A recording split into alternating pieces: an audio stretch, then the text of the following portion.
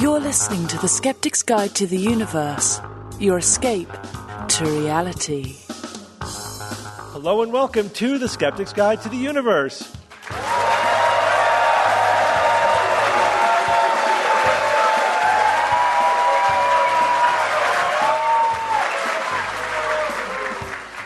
Today is Sunday, August 18th, 2024, and this is your host, Stephen Novella. Joining me this week are Bob Novella. Hey, everybody. Cara Santa Maria. Howdy. Jay Novella. Hey, guys. Evan Bernstein. Hello, Chicago. And George Hrab. Chicago. We are live from Chicago doing counter-programming to the DNC. We do the best programming. Our podcast is the best podcast Ever in the history of podcasts. It's the most podcasts ever recorded ever by anyone ever. This recording is the 1,000th episode of the SGU.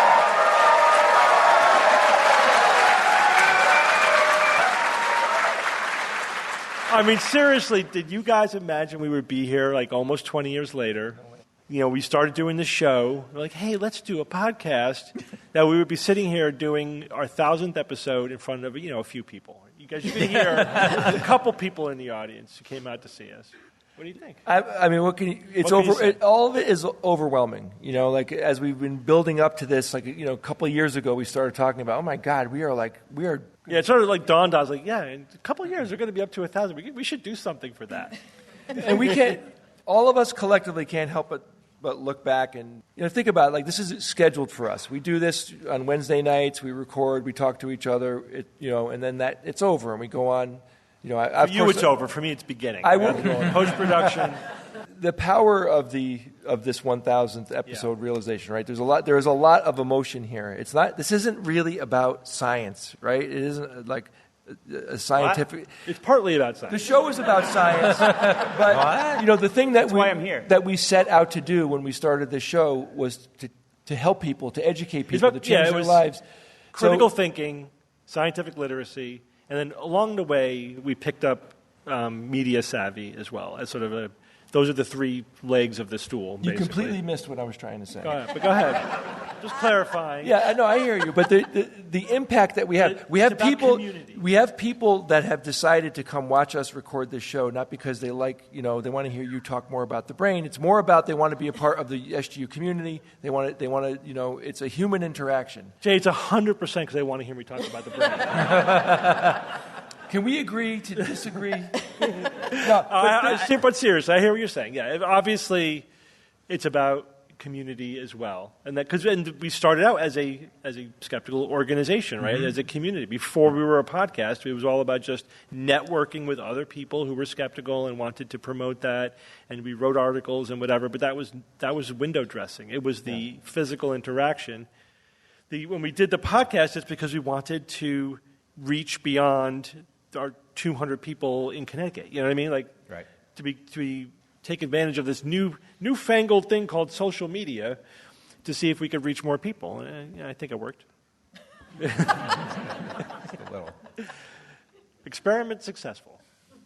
But we're done now, right? 1,000, right? Yeah. Could I relax? Wednesday nights, could I just relax and, we're right? We've talked about this. I mean, it's a hard thing to think about. We've been renewed for another 1,000 episodes. But we all signed contracts.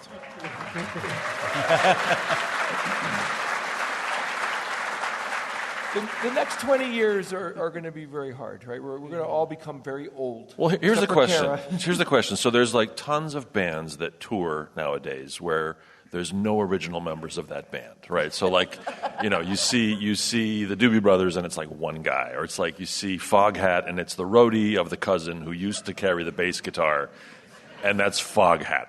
Do you ever see the Skeptic's Guide to the Universe being a bunch of other people that somehow kind of will cycle their way in, and this will be like the symphony orchestra of skeptical podcasts? So we've been asked that question. Funny you should mention it, George.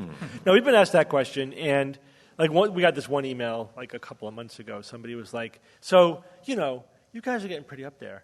And I'm like starting to get worried, like what's going to happen? And do you guys have like younger people that are ready to take over for you? You know, like when when you die, And so, well, first of all, the thing I like about podcasting is I could totally see myself doing this at 80. Why not? Right? Yeah. Because I'm sitting at home in front of my computer. Talk into the machine. Talking. Hello, is this thing on? As long as my voice holds up and I don't get demented and whatever, which can happen, but there's, Well, if you get demented, we'll run you for president. Yeah, that's true.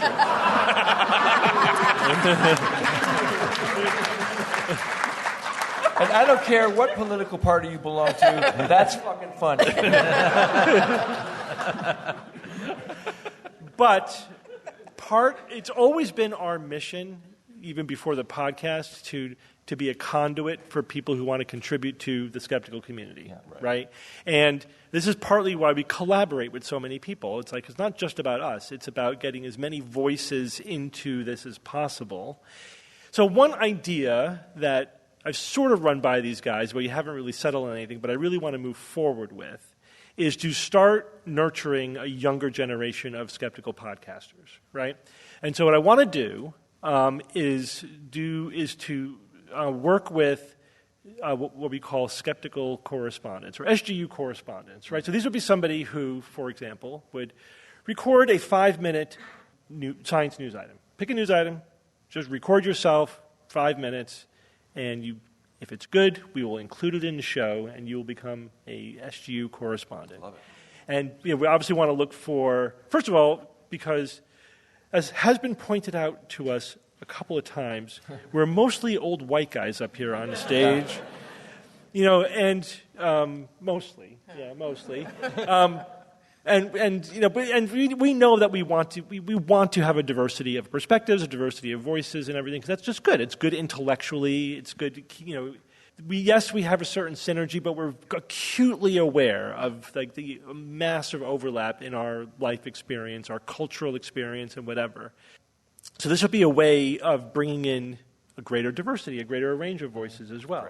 Great. So we're going to do that. Fabulous. And it's going to start with just people submitting, no promises. Just it's like anything. And they'll slowly vote you out, and then just kind of get rid of you. Well, you never know what. It's just Yeah. I do, and over the years, and this happened at the last Nauticon. This happens every time we are in a room with people. Like there's somebody who comes up to like a 19-year-old, plucky person. I want to get into science communication, whatever. And we're like, absolutely, we want to help you do that. And don't even bother, kid. Listen to me. Trust me. Get away from me, kid. You're you don't want to get in this bothering me. business, brother. Huh? There's one thing I got to tell you. Stay out of the skeptic game. I used to be able to sing and look at myself in the morning. Not anymore, brother. Not anymore. Steve, that's a good idea, but I got a better one. We could go forward, essentially, for decades or centuries as uploaded AI constructs. Yeah. I like that idea. But when you do that, you end up Yes. with 3 arms. That could be a bonus. Yeah. I like 3 arms. Who knows? That's a feature, not a bug, Kara. But we don't have any idea what the future is going to be like. We don't know what AI is going to do. Like we like to speculate and talk about it. But the bottom line is, right now we're all alive. We're human. Let's stay human. And I want to record the show for as long as, like you said, Steve, for as long as we can do it. I'd like to do it. And I totally love the concept of bringing in some new people, and and we could do a slow transition to let a new group of people take over. The real question is, and this is the question you're asking, George, right? Is the SGU us, or is the SGU a legacy that is more than us? Right, an idea. Right. Sort of, Is it more of an idea? Is it right?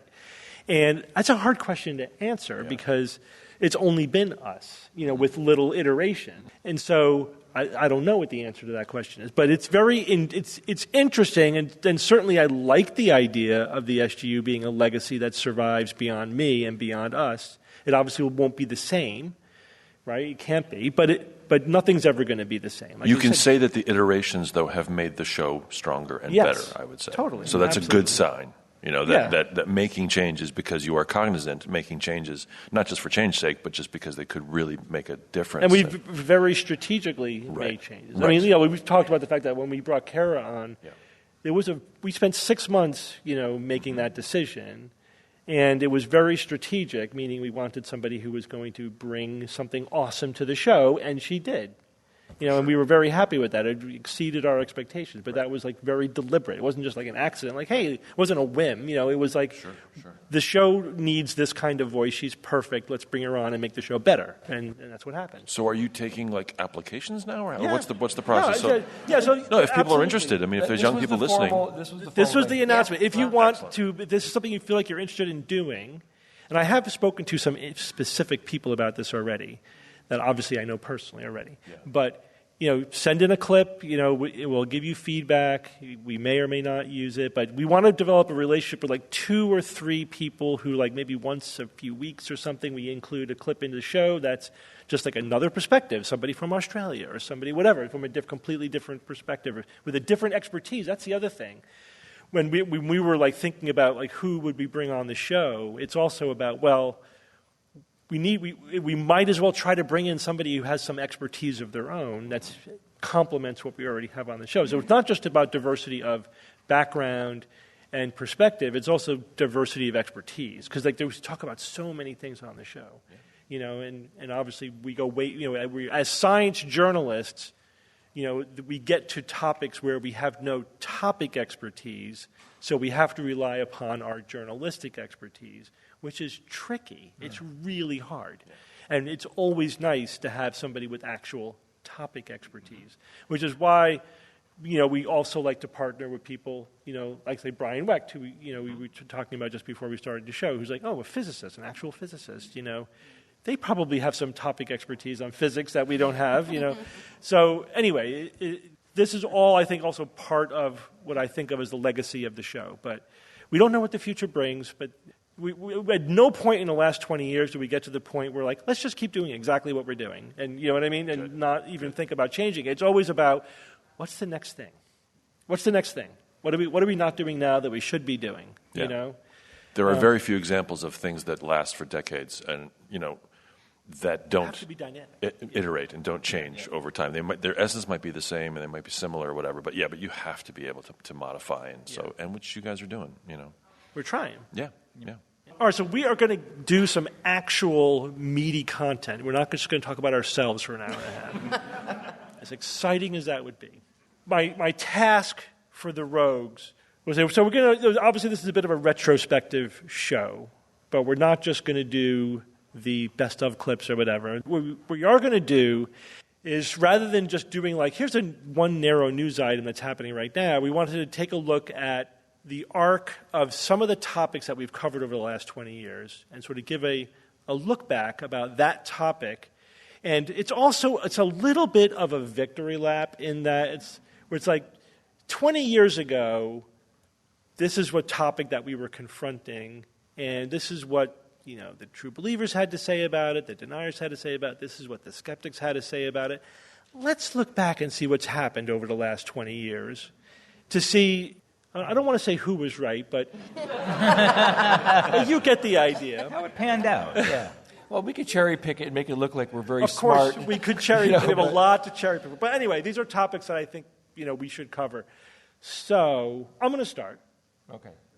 And I'm going to talk about global warming. Because that global warming has one of the biggest topics that we have covered for the last 20 years. It, you know, right at the beginning of our entry into skepticism, certainly podcasting, this was a big topic, and it has been a fairly active and dynamic topic over the last 20 years. Here's a graph of the changing average surface temperatures of the Earth, going back to 1880, but you could look at the last 2000 to 2020, basically the period of time that we've been podcasting. There's a pretty steep curve up of the of temperatures. But I'm going to go back a little bit further and talk about a climate change denial timeline. Here we go. 1896. This is how far back it goes. 1896. Svante Arrhenius predicted that CO2 was a greenhouse gas and that it would cause the presence of CO2 in the atmosphere would warm the atmosphere because it traps, reflected heat, et cetera. And it sort of reach an equilibrium point that depends on how much CO2 there is in the atmosphere. So we knew about this going back to 1896. In 1938, another scientist, Guy Callender, said that CO2, this is not just CO2, but the CO2 that's being released into the atmosphere will cause global warming, right? So it's not just that this is part of geology. This is actually something that's happening in the world. So again, going back to 1938, we knew this was happening. In the 1950s, the fossil fuel industry was warned that burning their product, fossil fuels, releases CO2 into the atmosphere, causes global warming, and can potentially be significantly harmful. In 1970, Shell and BP, these are two fossil fuel companies, funded climate research. But they didn't just say, we're going to fund climate research. They specifically funded scientists to push against the emerging mainstream scientific opinion that man-made CO2 was causing global climate change. This is basically the beginning of a well-financed campaign of science denial meant to cause uncertainty and doubt about the effects of burning fossil fuels on the climate.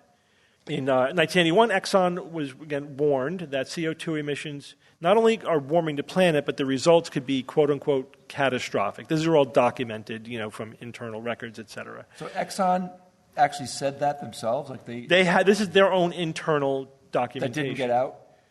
It's out now, but yes, at the time. But yes, so just like so they knew that fossil fuel was causing global warming. They were told by scientists it's going to be catastrophic. Their response was, let's fund scientists to give us a different answer. Yeah. This sounds like when the tobacco companies did. They hired scientists, right? And they buried the evidence that the scientists found. Interesting you mentioned the tobacco industry, Evan. We'll get to that. 1985, Carl Sagan testified to Congress about anthropogenic global warming.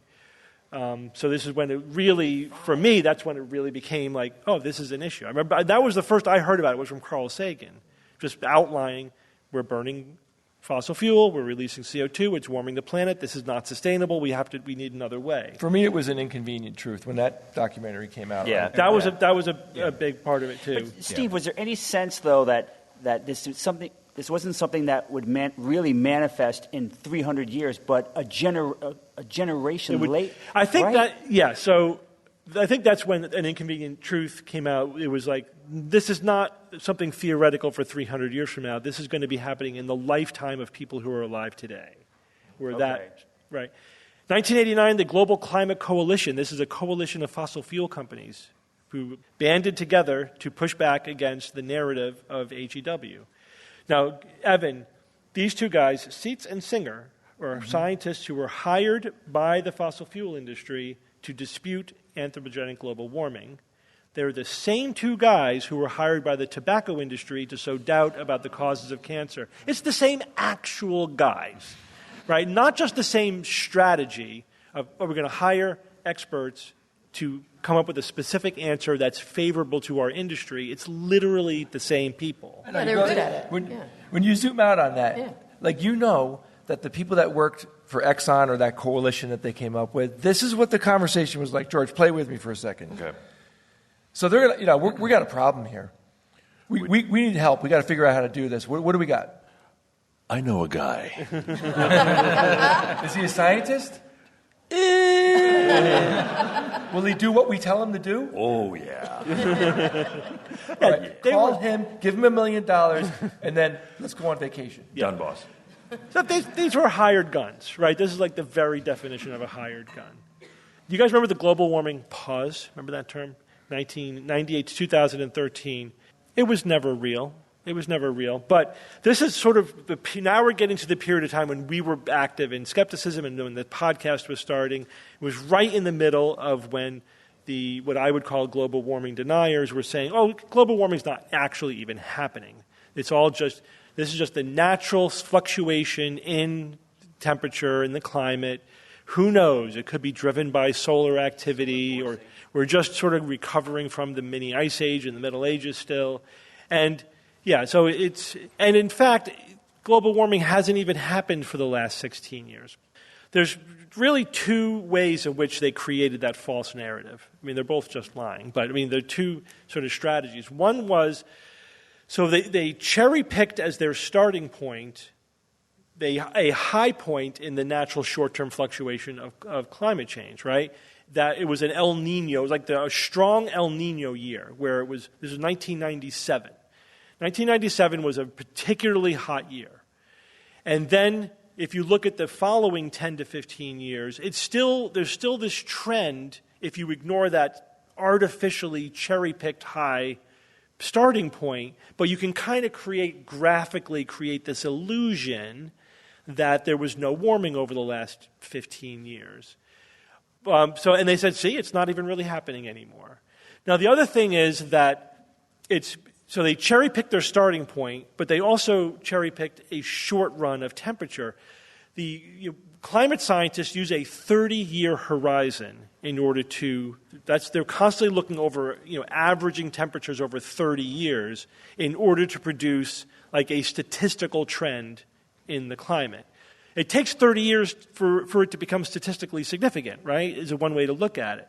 Which means if you ever look at a 10-year period, there's not going to be any significant change by definition. It just hasn't been enough time for the statistics to play itself out. So you can always say it's not currently warming, right? You could always say, statistically speaking, there hasn't been, of course, because it's a 30-year freaking trend. You can't look at it over 10 years. So for those two reasons, the pause was always BS, like it was never real. And so what were the people who did not believe in global warming or were paid not to believe in it or whatever you think about it, the people who were doubtful of anthropogenic global warming, what were they saying in 2005 when we started the podcast? Saying, well, it's not really happening. We're in a pause. The pause really is, so this is all just natural fluctuation that will regress to the mean, and over the next 10 to 20 years, temperatures are going to settle back down to where they were in the 1980s, 1990s, right? That's what they were predicting. That's what they were saying. Here we are, 2024. The last 10 years are the hottest 10 years on record.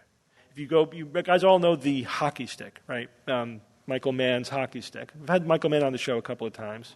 Here it is. I'm showing you a graph. This is just the end point of it, where temperatures are pretty flat over centuries, and then in the last 30, 40, 50 years, they curve up, like the blade of a hockey stick, right? This has been replicated over and over and over again from multiple different independent sources of information.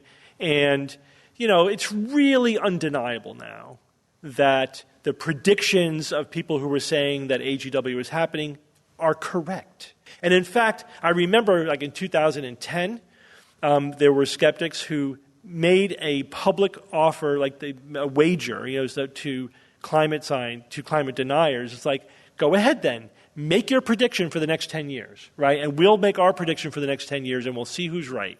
And nobody bit, right? Because they knew that they were going to lose. And of course, the scientists were correct, because it is happening, right? Anthropogenic global warming is happening. What was your viewpoint in 2005 when the show started? Where were you in the argument? All right, so we were totally on board with AGW, except for Perry, right? Because Perry, this was his bias, right? And he and I fought about this, right?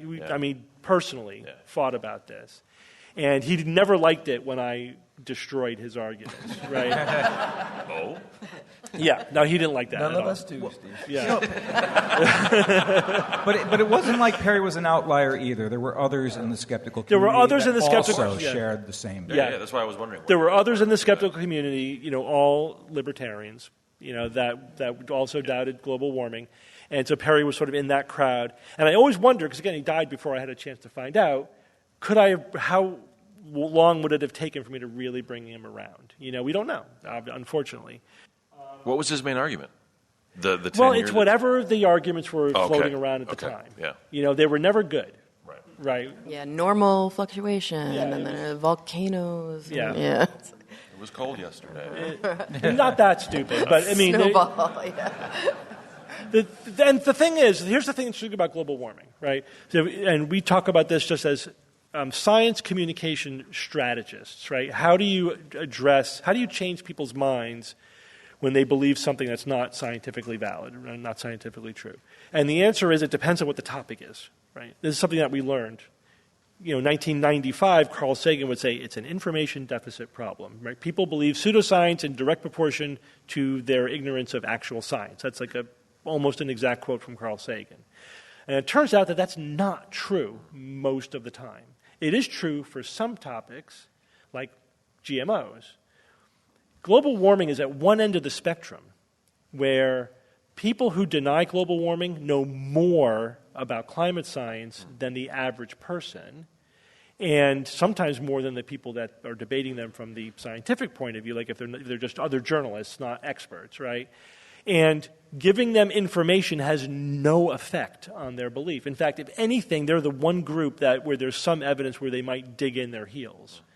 So this is, which is, I think, a way of saying that global warming denial is a sophisticated pseudoscience. Because they're spending millions of dollars hiring scientists to fund an industry of denial. So yes, of course they have sophisticated arguments. They're bought and paid for. Yeah, and there's good motivated reasoning for them. It's an industry that they need to protect. I mean, it's a multi-billion-dollar industry, and they don't want to lose their profits. Right. Right. They want to. Their literal strategy is to delay this until they can get all of their assets out of the ground. Right. That's their goal. They don't want to shut down fossil fuel until they've capitalized on all of their assets. That's it. That's their goal. And you know what? They're freaking winning. They are winning. It's working. We're producing more fossil fuel. We're burning more fossil fuel now than we ever have. We haven't even turned the ship around yet. We talk often about how long is it going to take to get to net zero, whatever. We haven't even turned the corner yet. We're still going up. It's amazing. It's disheartening, but I do think the conversation has turned around, but it hasn't yet had an impact on the actual reality yet, because it's not easy. We are asking a lot. We collectively, people who are saying we got to fix global warming. It's not a quick fix. It's like we have to turn around multiple industries. There's a massive amount of momentum. It's insidious. We are trying to change civilization. We get it. It's not easy. And the disinformation that is spread is convincing people that the grid is never going to be able to handle electric cars, and electric cars are horrible to produce because of all the chemicals that they use, and even other industries that are tangential to this, they're discrediting them. They circulate these images online of somebody had a diesel generator running a machine to put power into their electric car. Yeah, some idiot did that somewhere. That's not what's happening now. So the real problem is that this is politically motivated. Of course. Well, there's no doubt about that. And it follows, as we'll probably continue to see throughout the show today, it follows this very classic course of adjusting and adapting the rhetoric for a more sophisticated audience. Because I think it's quite rare now to see people who are just flat-out deniers. I think most of the people you see go, okay, well, yeah, maybe it is okay. We can't deny this getting warmer, but it's not anthropogenic. Yeah. Or it is, but how do we know it's bad? Or it is, but you're talking about sinking all this money into something that we don't even know if it's going to work. So, there's always, the goalpost continues to move, but the core argument, which is, I need to keep doing what I've been doing. But it's always a tell, right? And it's the same thing with the anti-vaccine community as well. It's like, no matter what the argument, no matter what the line of attack, the answer's always the same: do nothing. Yeah. Right? Or with the anti-vaccine movement, it's always the same answer: it's the vaccines. It's always the vaccines. Which is also a do nothing. It's don't get vaccinated. Yeah, that's the do nothing answer. But again, the fossil fuel industry is do nothing until we get all of our our oil out of the ground, and then we'll be dead and we don't care, right? But no matter what the argument is, it's always the same. So that's how you know it's motivated reasoning, because the end result is always the same. Yeah. All right, we're going to move on, and this is sort of related topic. Jay, you're going to talk about our coverage of solar panels over the last 20 years. I picked solar collection, solar panels. I wanted to talk about, first I want to talk about when we first talked about it as kind of like a marker of, like what was going on in the news at that time and everything. So a listener of the show, who's one of our patrons, built some free software for us that lets us textually search the podcast now. Wow. And we're going to roll this out to everyone eventually. Ian and I have been talking about like how to make it better and how to give it a little bit more user interface reliability and everything. But I used it a lot, and it's pretty damn cool. So I'm curious, Steve, when do you think? Don't look at my screen. When do you think? What year? What episode did we first talk about solar panels? I don't remember, but I would guess it was early on. My memory is like sometime around 2000, between 2005 and 2007, we talked about solar panels, and at the time, the efficiency was at about 12%. Yeah, that's damn close, man. Steve's brain is awesome. 2008, episode 135, Steve talked about it, and he said it's not quite at the breakout level in terms of cost effectiveness, but it's interesting that they didn't make solar energy more efficient. They said make it affordable, and I think that's right. Right now, the efficiency for commercial solar panels is around 12% in terms of the amount of solar energy that's converted to electricity. So I have a couple of interesting things here about the snapshot of what did people who believed in it or were saying, hey, this is an interesting thing, what were they saying, and then what were the cynics saying? So the people who were supporting it were saying that, first off, there was an increased and growing interest in renewable energy. More and more people were hearing about it and were finding it compelling. They were saying solar energy is going to be a crucial component of future energy. It's going to be heavy in the mix. There was awareness, and politicians were changing their rhetoric about it. There were some technological advancements that were happening back around 2008. There was an increase in efficiency happening. It wasn't a lot, but people were seeing reports of it happening, and a decrease in cost. And those two things always match each other: increase in efficiency, lower cost, always. There was government support via incentives like tax credits and subsidies, and people were beginning to talk about energy independence and the environmental benefits. All, again, just keep in mind, very beginning of the talks about this stuff. Not that long ago, 2008. The cynics were saying, look, it's way too expensive, and that right there, it's a deal killer. Not thinking, well, yeah, it needs to progress. The technology is not going to, tomorrow, all of a sudden be above the waterline. Investments need to happen. They also were saying that the efficiency and reliability were not there at all, the reliability of the technology and being able to get it into the grid and all that stuff. Yeah, it really wasn't there back in 2008. They were correct, but it wasn't something to say that would make you not want to invest the money and keep pushing the technology. They thought that the solar industry was too dependent on government subsidies, and you know what? Back then it was. And I think that's fine because the governments are there to create new industries and put money into programs that in the future will pay off. They were saying that it will never be able to compete with coal, gas, and nuke, and they were wrong. They also said that the grid integration is going to be too difficult, it's going to be too costly to take on, and unfortunately, that's true today. It's very expensive. But you have to put it into perspective. Because whenever I get into conversations with people about solar, I often find that there's this dichotomy. It's it won't work at 100%, therefore it's worthless. Yeah. It's okay, but it could work at 30%. All of these problems only really start to kick in when you get north of, 30, 40% penetration. You could argue about that. But there isn't really a grid problem until we get to 30% or so. And we're nowhere near that. So we have a lot of room to expand. And if obviously we could then expand the grid as we're doing it so that we can keep ahead of. Yeah, we just need to do it though. Need to do it. Slow and steady, that's fine. We're never going to have this. We're going to rewire the United States. It's not going to happen. We got to make these solid incremental technological increases to do it. Okay, so I thought that I would just go into a little detail about comparing 2004 to 2024. Just to give you guys some figures and ideas of where it's come from. And just as a quick aside, humans using solar energy is ancient. we've been using the sun to do lots of things.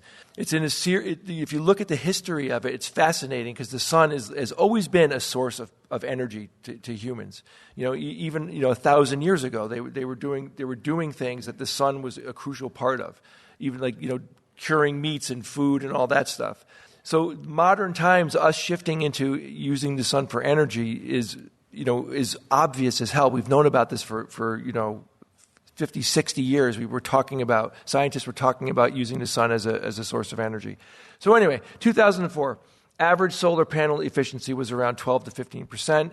And of course, this means that 12 to 15% of the sunlight that hits the solar panels was actually being converted into electricity. In 2024, does anybody have an idea where it is? Somebody raise your hand quick. I'll pick somebody. Correct, 22 to 25. You both win. Very good.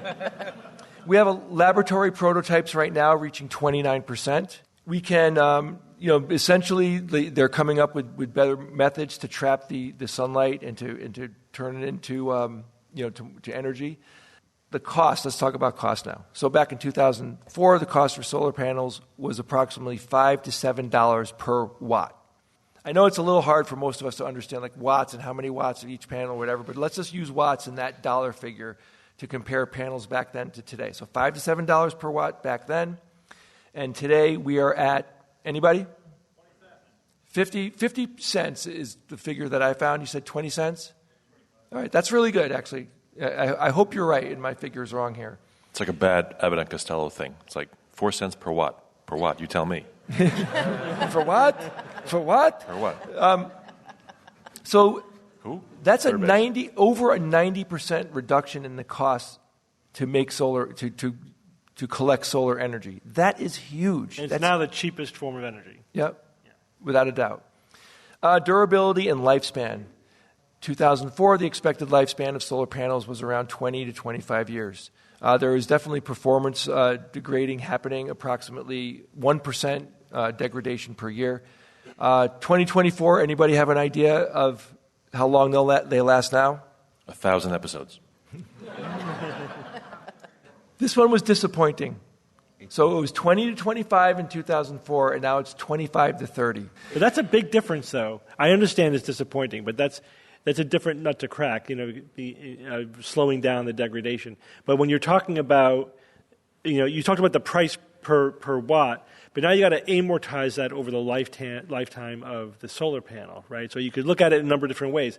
How long until the panel has paid for itself in the electricity that it has produced, and then how long do you basically get free energy at that point? Tacking on an extra 5 years of free energy at the end is huge in terms of the economic benefits, the return on investment of it. So that, it seems like a little bit, but actually the economics of that are actually pretty big. So the technology back then, monocrystalline and polycrystalline silicon panels, right? So, in essence, what happens when the sunlight hits the panels, the material that is in the panel literally turns the sunlight into voltage. It's incredible, and we're very lucky that there's things out there. That's the photoelectric effect discovered by who, Jay? That guy did it. Yeah. It was awesome that he did it too. I really appreciate Einstein. it. It was Einstein. Yeah. Didn't he win Like I said, it was Einstein. He won an award for that. He figured that out over a lunch. It took him like 3 hours. He's like, I got it. Yeah, we're going to convert the sun into energy, and we're going to kill the world with nukes. That's what we're going to do. All right, so one-page paper won him his PhD and a Nobel Prize. Yep. Nothing for relativity, though. Right. So we are using the same technology today, and it gets a little technical, and I'm not going to even, no reason to really go into the details here. Bottom line is we've just been improving, the monocrystalline and polycrystalline. We're making it, way more efficient than it was. And they think that it's interesting. You think about what's the future going to be, and throughout the years of covering solar panels, because I'm a huge fan of it, is they keep saying, it's going to stop at this, and then it creeps up a little bit. It's going to stop at this, and then it creeps up a little bit. But I do think that the 30% thing is going to stick around for quite a while. So, yes and no. The 29% is the theoretical, in laws of physics, maximum for silicon rigid solar panels. But we're not stopping with silicon, right? So we're developing perovskite, which I think the theoretical limit is in the upper 40s. And then we're also doing the organic solar panels, which are are just getting to like the 18% efficiency now, but they're really cheap and they're flexible they may have their renaissance very, very soon. But they're also doing other things, right? So they're layering the solar panels. The idea is to trap those photons and you don't let them go until they turn into an electron, right? So they're figuring out how to do that. And there's no reason why we can't get efficiency in the 50s. That would be amazing. Using some combination of like layered perovskite and silicon. That could be 50 years away. I think we'll probably be in the upper 20s by the end of the decade. We'll be in the 30s. I think it's almost like, interestingly, might track the year. We'll be in the 30% efficiencies in the 30s, maybe get into the 40s in the 40s. And then who knows, like where it's going to go from there. But I think if we're extrapolating from laboratory findings to companies cranking out solar panels with those properties, there's like a 5 to 10 year delay there. And so we can extrapolate out that far. But we already have like the proof of concept technology to get into at least the mid-30s or close to 40%. You're putting me into an existential crisis talking about these years. The 20s and the 30s and the 40s. Yeah. Don't do that to me. I know. I don't it's like, going to be awesome. I don't like, say 2030, say 2040. I don't there's like a few more things I got to get to real quick. So energy production, 2004, 150 to 200 watts. 2024, 350 to 450 watts. Is that per panel? I believe so, yeah. Installation and integration. Back in 2004, like the infrastructure wasn't there. Hooking it up to the grid. What do you do with the electricity? No batteries that can handle it. All the deficiencies that we had back then. And look at where we are today. Anybody can get solar panels. They're really expensive, but there's companies out there that will rent them to you essentially and give you lower cost and all that stuff. And so you could lease them, but you could also, like for what I did, because I have solar panels on my house, no money down. They just use my roof. They put up the solar panels, and I buy electricity from them at 20% cheaper than what I would otherwise be spending. That's it. Yep. So no money down. But it is very easy to integrate solar panels into your house and the grid, and and all those technologies are nice right now. Nice, that's a stupid word, but they're in place and they work, which is fantastic. Energy storage. So in 2004, we had very rudimentary and expensive solar installations. They didn't work that well. They just didn't. They weren't there. They were using lead acid batteries. Limited lifespan, limited capacities, just not good. Today, we're really doing well. Lithium-ion battery storage, Tesla's Powerwall, LG's Chem batteries. These systems are massively more efficient, have very long lifespans. They allow the solar energy to be stored. You could use the solar energy at any time in those batteries. You could store them for longer periods of time when you need them. So this has significantly enhanced the reliability and also the versatility of solar panels because the batteries are the yin-yang with solar panels. And, like we've said this many times on the show, we need grid storage. It's great. All these people are getting solar panels and everything, and they have these little batteries in their houses, but we do need some like really big, significant grid storage, battery centers that are going to really help load balance and all that stuff. That's where big money is going to come in, and it's going to take a lot of time to do that.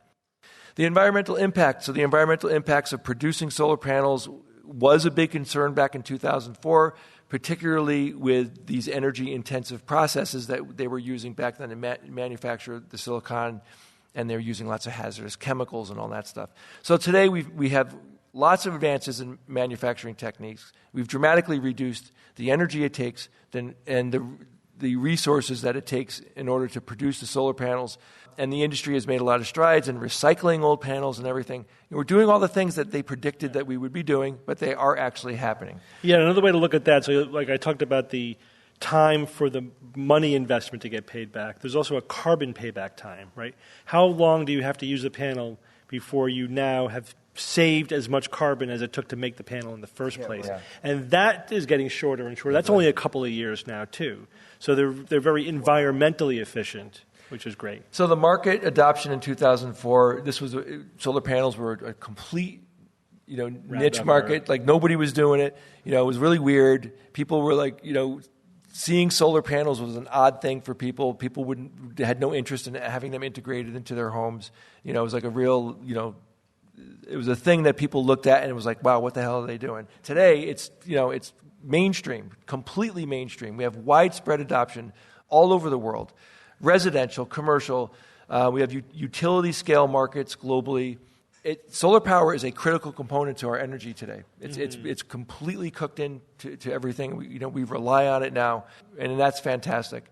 And the last thing I'll just quickly talk about is policy and incentives. And the short version here, it's the same story as all the other ones. Back then, governments were barely trickling funds into it and everything. And today, governments can't get out of their way fast enough to figure out ways to use solar, decrease costs, and help companies obtain higher efficiencies by funding them to do the research and everything. So this is a massive success in the last 20 years. It's one of the technologies that has really changed the most since we've been doing Steve, the what show. was the thing that made you decide to finally go with solar panels on your roof? Was it, you explained that it's a pretty good deal, but was it like a commercial you saw? Was it like you had wanted it all along and then finally the pricing incentive was right? Or what So it was finding the right company that did it the way I wanted to do it. So you had a concept in your mind of what you wanted to spend or not spend.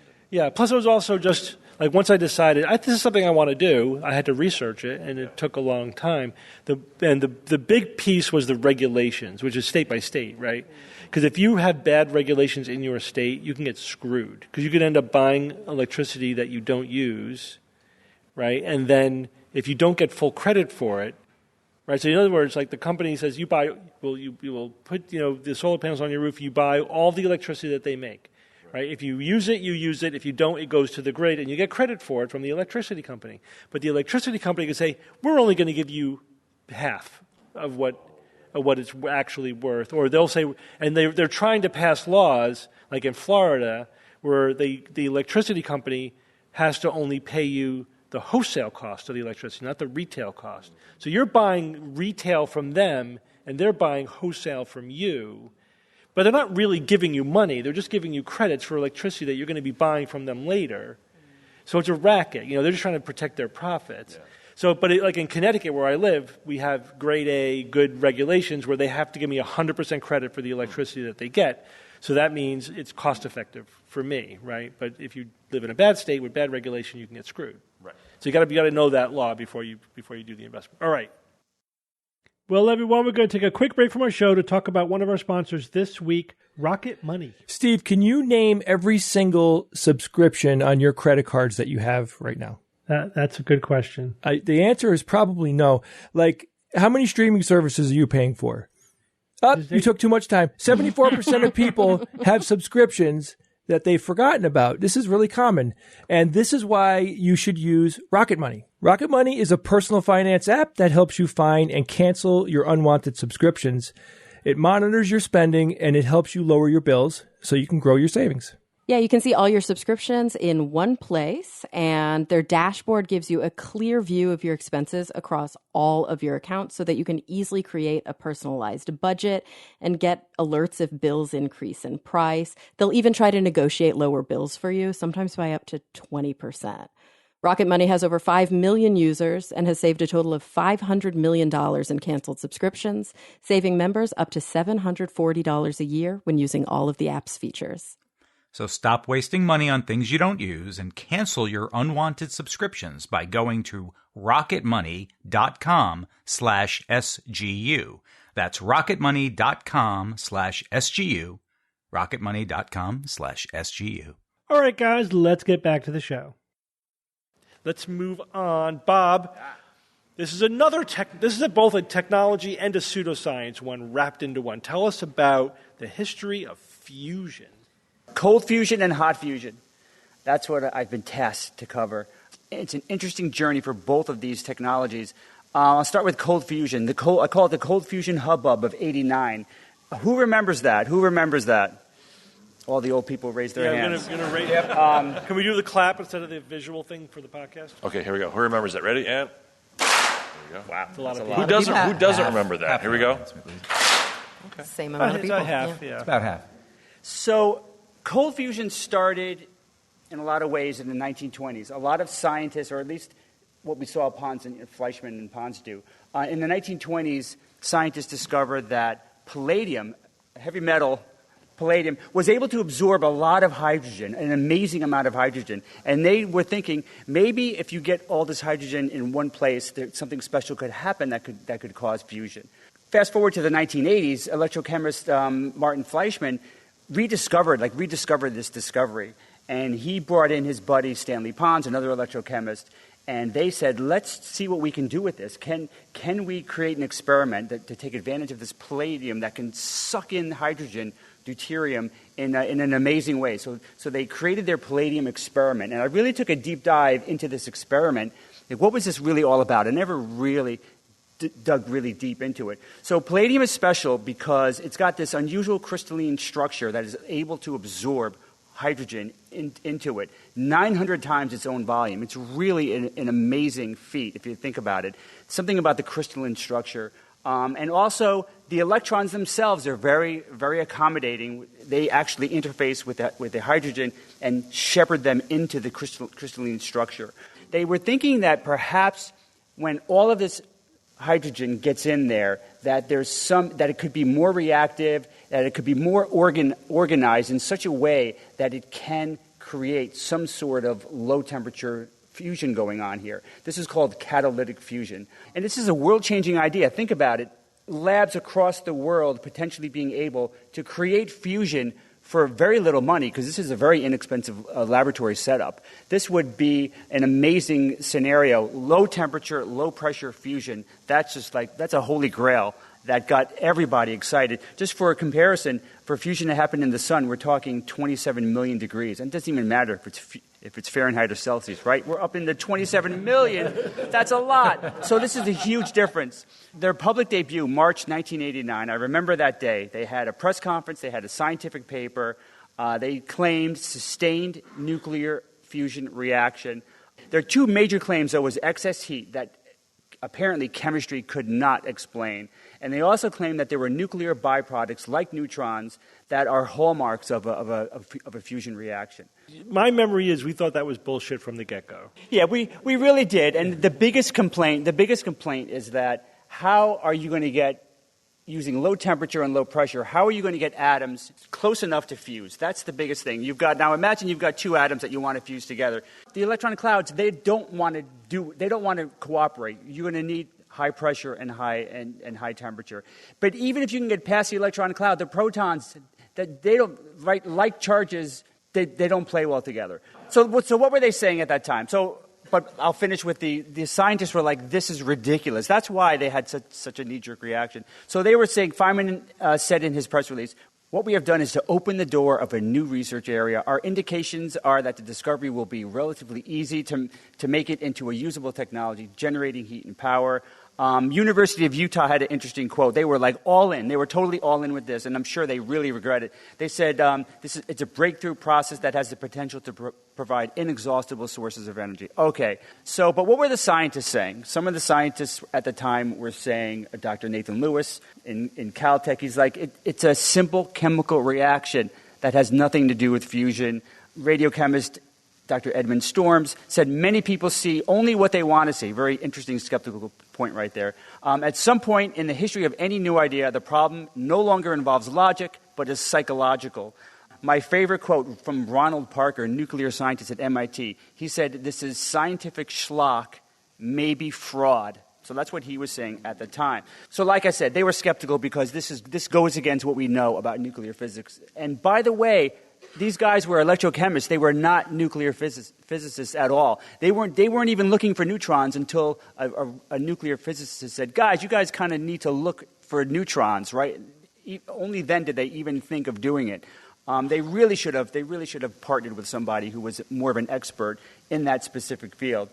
This was interesting, and don't cut this out of the show later on, Steve. This was fascinating. If somebody says cold fusion is impossible, theoretically, there is an interesting way that they could make it happen. They probably won't, but this would work. You've heard of muons. The muons are essentially very heavy electrons. If we were able, and we could do this if we wanted to, we could take hydrogen atoms and replace the electrons with muons, and that means you've got a very lightweight electron over here, but if you had a muon, it would be down here next to the nucleus. So you would basically be shrinking the hydrogen atoms. And because they would be so much closer, you could have spontaneous cold fusion happening if we could set that up properly. The problem is, of course, is that muons are incredibly expensive to create. It would cost more money to create the muons than you would get out of the cold fusion. More energy. More energy, right. What did I say? You said money. Money, okay. So that's was so fascinating to me. Yeah, so basically it would be a net negative in terms of the energy of that process. Cold fusion would be happening, but it's not going to be producing in net energy. And they would only last for 2 microseconds. So that's another complication. Another complication. Not a deal killer, but we cannot create enough of them to make that practical. So maybe something for the future. I don't know. Bob just said 2 microseconds is not a deal killer, just by the way. No. Something lasting 2 microseconds. Not for physicists, baby. Picoseconds. All right. In these scenarios, it's helpful to say, what would we expect to happen if cold fusion were real? What would we expect to happen? And in one word, it's replication. And there was a very interesting episode 3 years before this, or 4 years. Do you remember high temperature superconductivity, Steve? Mm-hmm. That was another huge story. They came up with a new class of high temperature superconductors. I mean, not high, but it was, within liquid nitrogen, which was a huge, huge increase. So what happened after that major discovery? Hundreds of labs throughout the world were able to replicate. They took the recipe, they made the high-temperature superconductor, they made it happen. IBM replicated it. University of Tokyo replicated it. Max Planck Institute in Germany replicated it. And the University of Chicago replicated it back in 1986. Good job. So how did replication go for cold fusion? In one word, it was a shit show. It was horrible. Most labs could not do it at all. Is shit show a one word? Okay. Compound word. Yes. Hyphenated? All yes, right. it's one word. No, it's a shit show. I'm with Bob. So most labs could not. They were looking at the recipe, which wasn't a good recipe, by the way, and they couldn't replicate it. Some labs claimed that they were able to replicate it, but they didn't even agree with each other on what you needed to replicate it. And then some of them retracted their replication. It was really, really horrible. Then when you looked a layer deeper, they looked at the neutron equipment that they were using, and it was faulty. So you couldn't even trust their neutron data that they were getting, which still was kind of pathetic. The number of neutrons they were getting were not what you would expect. The famous excess heat measurement turns out that probably wasn't even a thing, because they just estimated. They looked at their experiment and they estimated what the heat was, and they weren't even necessarily right about that. So they seemed to be wrong about so much. But for me, the coup de grace, is that how you pronounce it, Steve? Coup de grace was for because all the scientists back then were saying, we need to replicate this. Your instructions really suck. You need to give us good instructions. And they refused to do it. Why? Because they wanted to patent this process. So they didn't want to communicate too much information to the other scientists. And that, of course, is horrible. That's not how you do science. So they allowed somebody to come in to do 5 weeks of testing on Fleischmann and Pond's own equipment. I don't know why they let him in. They let him in. He worked at it for 5 weeks, could not replicate their results with their own equipment. To me, that was just like the death blow right there. And so soon after that, 1990, the next year, American Physical Society said that the claims are unsubstantiated, and that was a huge killer for it. 1994, the U.S. Department of Energy had similar results. They said that there is no evidence supporting their claims of excess heat production. 2004, National Academy of Sciences looked at it again and again. There was nothing here. There was really nothing here. And then, this was interesting. 2007, an Italian researcher, Andrea Rossi, claims to have developed a working cold fusion device. The energy catalyzer, the ECAT, have you heard about that since 2007? No, nobody's heard of that, right? Because it was baloney, and that's how it's been since then, up until this day. It's still being researched, and you won't see cold fusion though, because those words will not get you anywhere. So they call it LENR, low energy nuclear reactions. That's a euphemism that they use for it, because cold fusion is death. Google spent a lot of money trying to replicate it in 2019. Why is Google looking at this in 2019? They failed to find it. And there's still millions of dollars being spent on this, trying to find this holy grail. And unless I think it's the allure of the payoff. Absolutely. But Yeah, and just as a quick aside, because I had listened to it, I read an article, I forget if I listened to it or read it, but it was about the psychology of venture capitalists, which is to invest in a lot of crap, hoping that one thing hits. And the thing is, the payoff could be so high that it orders of magnitude more than covers all the losses. So you could see a lot of VC, investing in this as just one of many lottery tickets. You know what I mean? Like, if it hits, I want to be part of it, right? I want to miss out on cold fusion. But there's a big difference between investing in a bunch of lottery tickets knowing that someone eventually is going to get the Powerball and investing a lot of lottery tickets when you know that it's not possible for the you're chasing a lottery to be paid out. You're chasing a unicorn. Because it's pseudoscience. You're right. It's not a low probability. It's pseudoscience. Yeah, and these are companies that have many scientists working. Google should strange. know better. But I think if I bought a lotto ticket and it said the laws of physics are against you winning lotto, I would not be buying any lotto tickets. Seriously, it's amazing to me that people will throw millions at this. Unless it's muon catalyzed fusion, don't go anywhere near cold fusion. All right, hot fusion. We've lived through a lot of hot fusion. It's been a very frustrating journey, but there actually has been a lot of success, especially lately. And of course, the goal of hot fusion is very tantalizing, right? It's the allure. You understand the allure of this because even though it's so complicated, there's a near unlimited fuel supply. The radioactivity is trivial compared to fission. The energy density using fusion is 1 million times chemical energy. And it's carbon-free. Hello, carbon-free. So the idea with hot fusion is that you've got lighter elements that fuse together to create a heavier element with a little bit of extra mass energy left over, and that leftover is what we want. We want that leftover energy. Kinetic energy is turned to heat. The heat is turned to steam. The steam turns into turbines. Then you get electricity from that. That's what we want to do with it. That's the goal. The idea that hot fusion was happening in the sun, and what was happening was 1930s Hans Bethe, B-E-T-H-E. How do you pronounce B-E-T-H-E? Bethe? I don't know how to pronounce his last name. Beta. That's how you spell his name. Awesome. All right. Bob, she's just calling you a beta. He's the first one to theorize in detail that nucleosynthesis was happening in the sun. That's where the sun is powering itself. And so this is gravitational confinement fusion. You get a lot of mass, you get a lot of gravity. That's gravitational confinement. 1952, the first hydrogen bomb. That's man-made, but it's uncontrolled fusion. So that's out of scope for this discussion. 1951, this was surprising to me and Steve. 1951 was the first controlled fusion reaction using a device called the Z-pinch, using a magnetic field. Magnetic confinement fusion, that's the second way to fuse elements. Magnetic confinement using a magnetic field. It lasted only a couple of microseconds. It was unstable. Better ideas surfaced, like the tokamak, which I'm sure a lot of people have heard about. That's in 1954. The tokamak design was born using a toroidal or a donut-shaped magnetic field to confine plasma, not allowing the plasma to escape, and where the fusion is happening inside there. And the next major milestone was in the 70s. There's lots of milestones, but this one was big for this discussion. In the 70s, early 70s, inertial confinement fusion design was first proposed.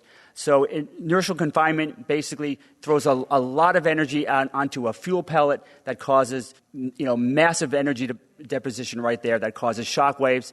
And that the inertia of the shock waves going in, that's what's confining it. That's why it's called inertial confinement, and you can get fusion inside there. So let me go through some of these quotes, though, some people were saying about fusion, this type of hot fusion. Albert Einstein in 1930 said, "The fusion of nuclei is an interesting theoretical problem, but it's not likely to become a practical energy source in our lifetimes." You can't really disagree with that. But let's go to Stephen Hawking in the 1990s. "I have doubts about whether fusion energy will ever become a practical source of power. The challenges are beyond our current technological capabilities." You can't really disagree with that at that time. But the biggest joke that I'm sure everybody has heard about is this quote that who knows where it first came from. "Fusion is 30 years away, or 50 years away, and always will be. Yeah. That's the quote. That's the quote everybody's heard. I've been hearing that for decades, and it always kind of pissed me off. But where did that quote come from? It came because if you go through the history, there's been so many stops and starts, so many dead ends, so many failed promises, and pissing people off that the increase in technological sophistication, the end results weren't happening. So that's why people just get frustrated. Oh, it's always going to be 50 years away. And then the National Ignition Facility had their breakthrough in 2022. This was really amazing. So they used an inertial confinement system. They have 192 very powerful lasers hitting a little nugget of fuel, and they actually experienced ignition for the first time. This was a self-sustaining fusion reaction, and that basically means that they had 2 megajoules go in to this nugget and 3 megajoules come out. Where did that come from? That was fusion happening. Now, don't get me started about the fact that what about all the power that they generated outside of that nugget? That was 300 megajoules, so it's not efficient. We know it's not efficient. It's incredibly inefficient, but it happened. We were able to get more energy out than what went into that specific area. Jill Hrab, head of the National Nuclear Security Administration, said on that day, Monday, December 5th, 2022 was an important day in science. Reaching ignition in a controlled fusion experiment is an achievement that has come after more than 60 years of global research, development, engineering, and experimentation. Okay, so what's going on with the current tokamaks? I think they have a brighter future than inertial confinement because these are meant to be commercially viable. The inertial confinement is not really designed to be commercially viable. This is an experiment in nuclear physics. They don't want to create a reactor that can then power the world. Scaling that up would not be impossible, but it'd be extremely difficult compared to a tokamak design. You've heard of ITER, the International Thermonuclear Experimental Reactor Project. That's the largest one in existence. 35 countries have been working on it. It looks very promising, but not as promising as it used to. Now they're saying that there's been massive delays. They might not really make any progress until 2039. So I'm afraid that this big one is going to become irrelevant at some point. It's really frustrating. I have a lot more hope in MIT's Spark reactor. They've got a tokamak. That's using the latest tech. That's using the most advanced technology, where the other one, ITER, is basically based on technology that's a lot older than what MIT is doing. So MIT's tokamak can be much, much smaller. It's designed to be commercial. It's simpler. It's cheaper. Their superconducting magnets are amazingly powerful. They had when they tested their new superconducting magnet, they said that the cost per watt of a fusion reactor dropped by a factor of 40 in one day. If we're going to see a commercial fusion reactor, I think it could be this one. This one seems very, very promising. All right, so the bottom line after all of this is that more researchers are more confident that we are going to have a fusion reactor at some point in the near future. We know. At the very least, we know that controlled fusion works. We experienced ignition. I've seen plans for this inertial confinement design, plans to make it actually a viable reactor in a lot of ways. So what do you think, Bob, like 30 years? I think that we reached a point where maybe we might be at 30 years now, but you could say next year, 29 years, and the year after that, 28 years, potentially. But no, I think the writing's on the wall. When you experience ignition, I mean, that's such a major breakthrough that I think we will see a working tokamak reactor. But the big but there is that it may never be commercially viable. With solar and wind and all these other ways of producing power, I think a nuclear reactor could probably never be commercially viable. It would be just too expensive. And we'll never see it proliferate on the Earth. I think we will definitely see them in space, in rockets, because they don't care. You don't care if it's super efficient in your rocket. All you know is that a fusion rocket is going to get you to Mars in like 4 weeks or whatever it is. So I think we're going to see fusion reactors in space, maybe not on Earth. If they can make it commercially viable, that would be fantastic. But it's looking now that it's just far too complex. But we'll see what MI could do with their simpler design. So that's my take on on fusion, So hot it and cold. sounds like you've come around more to my point of view, because Bob and I have been arguing about this for decades, about how long it's going to take to get to a commercial fusion reactor. I think if we do get there, it's going to be the end of this century or longer. Even that, as Bob says, it'll be much, much longer than that. There may be a point where it's technically possible, but nobody's going to do it because it would cost way too much money. I think we'll see in the lifetime of many people here, we'll see a full-scale working reactor. But like I said, it's not necessarily going to ever be commercially viable. Producing net energy, like really net energy, not the only if you count the core energy. Because like you said, when we got to ignition, we're still 300 factors away from producing net energy. That's massive efficiency we need to... It is. That's why even though you could scale up and make the inertial confinement more efficient, I think the tokamak, Steve, is going. That's the one that's designed to be commercially viable. I think we could, but it still might be too complex and too expensive. Okay. Can I tell a quick cold fusion story? Yes. So years ago, I played this thing. It was a comedy festival. It was called the Cold Fusion Comedy Festival, and it had nothing to do with cold fusion. It's just they called it that for whatever reason. They called it that, and they asked if I wanted to do a couple of my songs, kind of to be a musical interlude between the stand-up comedians. And I was like, sure. And I thought, okay, I'm doing the Cold Fusion Comedy Festival. I have to do like a cold fusion joke. I have to do one cold fusion joke that no one will get. And I said, I'm going to do a cold fusion joke because this is the Cold Fusion Comedy Festival, and none of you are going to get this joke. And it's going to be so great because none of you, I'm going to shit the bed. This is going to be great. So I said, so these two realtors are talking to each other, right? And the one realtor says to the other realtor, he says, I sold that house on the lake.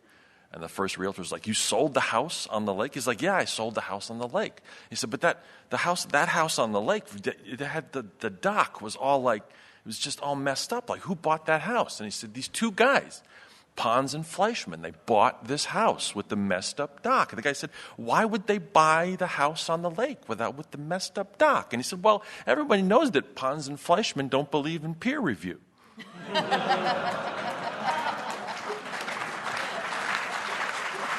a good joke, right?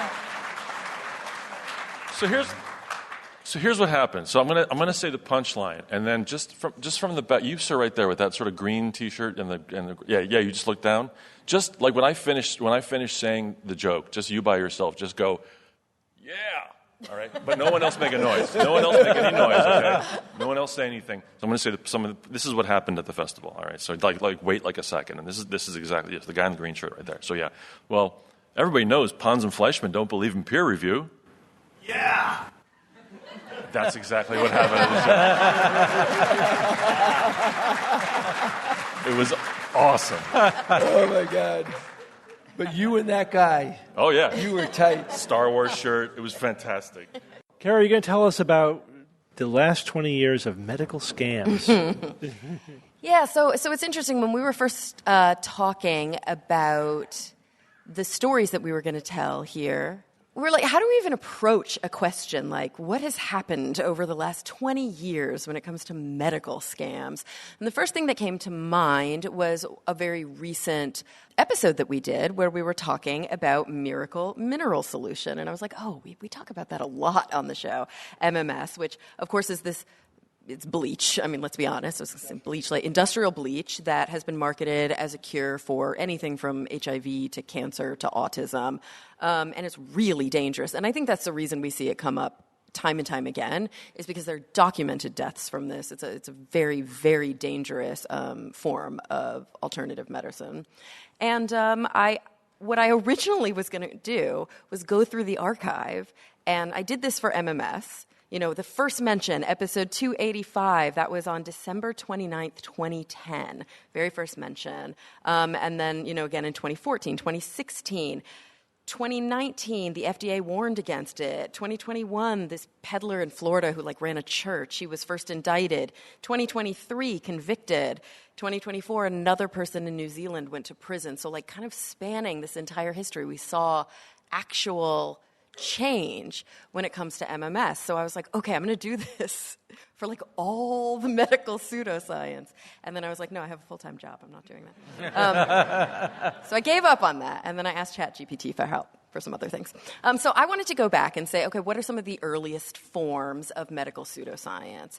And, way back, like looking back to Hippocrates in the 5th century BCE, we're looking at things like humoral theory, and humoral theory, of course, then kind of bloodletting followed from that. And bloodletting persisted all the way up until the 19th century, like long after we knew that this was not a valid form of medical intervention. So, oftentimes this is kind of like touted as one of the original medical scams, like the earliest pseudoscience. But snake oil, patent medicines, and even though we use the term snake oil all the time on the show, we don't often hear about patent medicine, but we do. It's just been repackaged, and we see that theme time and time again. Was snake oil like literally snake oil? I think yes. They were selling it as if it was snake oil, but they were selling it as if snake oil had medicinal properties. Yeah, so the snake oil was a snake oil. Made from snakes or something Yes. they excreted, or it was what? Yeah, it was some kind of snake extract. Extract. Oh. Not venom, though. But obviously that was just one of hundreds Right. Of course, yeah, fake yeah. treatments, but somehow just, like, got the name, that yeah. became the iconic Right, Yeah, right. snake oil. snake like on the So I side of always the wondered truck. what it actually was. Yes. If it was, yeah. Oil of snake. Yeah. Phrenology, of course, radium cures. So you start to see these changes that are kind of moving with the zeitgeist, that are moving with new technologies. Different alternative cancer treatments have been popular throughout different eras, like Gerson therapy, these like magic diets that are supposed to cure cancer. And of course, they're the big ones that we come back to time and time again. I wanted to figure out how many references to homeopathy, how many references to chiropractic have been on the show, but I think it broke all the search engines, so I can't tell you that number. It's a lot. It's too many. It's a lot. Lots of detoxes, diet cleanses. I've been really fascinated by the types of things that are touted at medi-spas, the types of different new treatments that are evolving with the actual evolution of medicine, where sort of keywords or interesting new developments are then stolen by charlatans and pushed in ways that are not evidence-based. A really big one that I think, it's hard looking back because I've been on the show for about half of the time that it's been on air. So the whole first half of the show I wasn't present for, but one of these very persistent forms of medical pseudoscience, the anti-vax movement, which we all can kind of go back, maybe not to the earliest of the era. I think as soon as there was a vaccine, there was anti-vax, right? But we know that there was a big change, right, with Wakefield and with all of the long debunked claims that Wakefield made about autism. But of course then COVID came, and we saw this massive resurgence yet again, not just with anti-vaccine, but with all of the alternative treatments that were touted, like ivermectin, and you could just shine a light inside your body. I think that'll work. Chiropractic, like I mentioned, and subluxation theory. Essential oils, we don't even really talk about that on the show that much, but this is one of the bigger ones. Alkaline diets and water, colon cleansing, a lot of the different, and there's categories. It's funny because this is such a beautiful example of one of the things we often talk about on the show, which is constructs and taxonomy and categorizing things and putting things into boxes. How do I even organize medical myths? Because there's the homunculus type myths, and then there's the cleansing type myths, and some of them cross into different categories. And it's a fascinating study when you look at all of the different pseudoscientific treatments that are touted. Even things like psychic surgery or ear candling or cryotherapy. That one's gotten popular again lately. Cupping. We talk about cupping every time the Olympics come up. Vaginal steaming, vaginal eggs. What? I've never heard You don't remember that? Yes, you have. We've covered it 10 times on the show. What are they steaming? Why? Is that a serious question? What are they saying it does? The vagina is what they're steaming. But what is it supposed to do? So I think vaginal steaming is a really beautiful example of the way that the wellness industry really preys on women and how men are completely unaware of it. So it's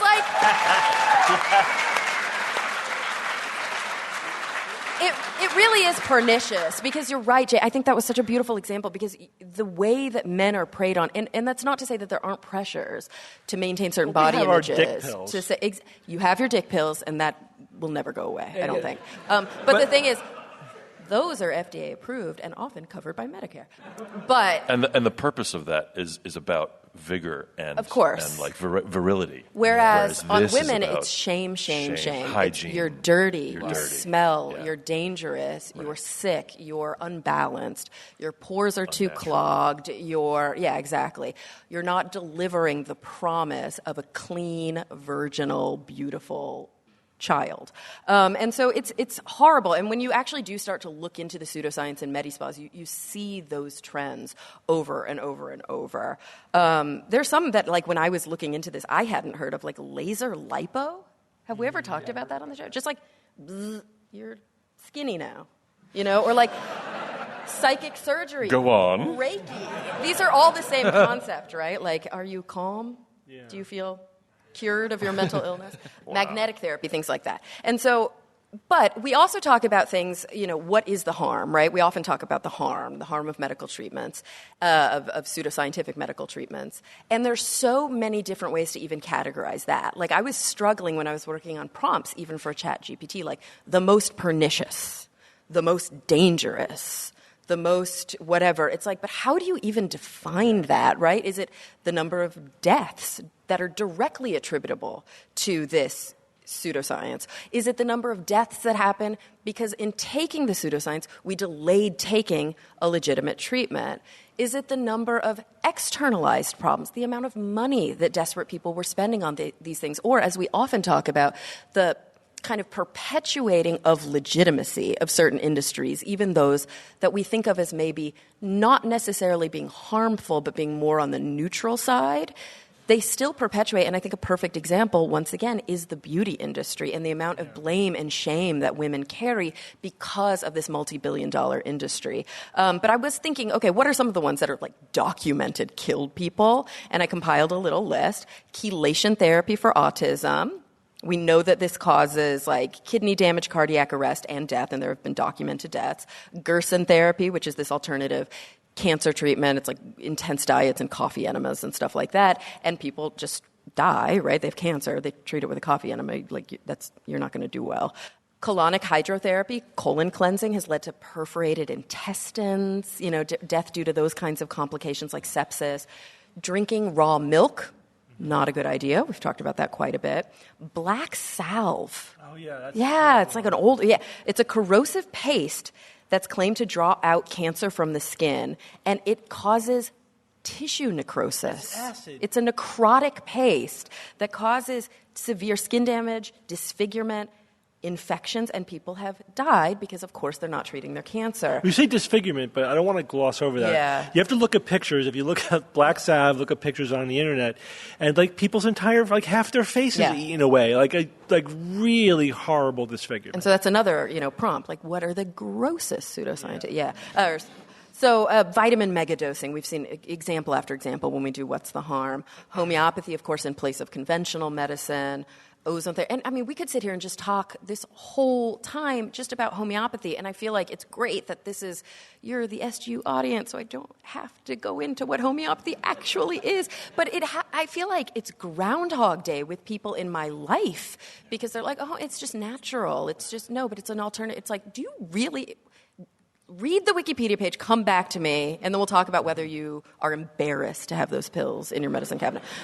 Isn't it strange that there isn't a homeopathy emergency room? Yeah, exactly. Didn't somebody like the homeopathic ER? Yeah. The Mitchell and Webb effect, I think, did it. Yeah. Oh, yeah. It's good. I didn't just make that up? No ideas. Okay. No idea. Ozone therapy, vampire facials, we recently talked about, and there's a massive outbreak of HIV at this Medi-Spa in New Mexico where they were doing these platelet-rich plasma vampire facials.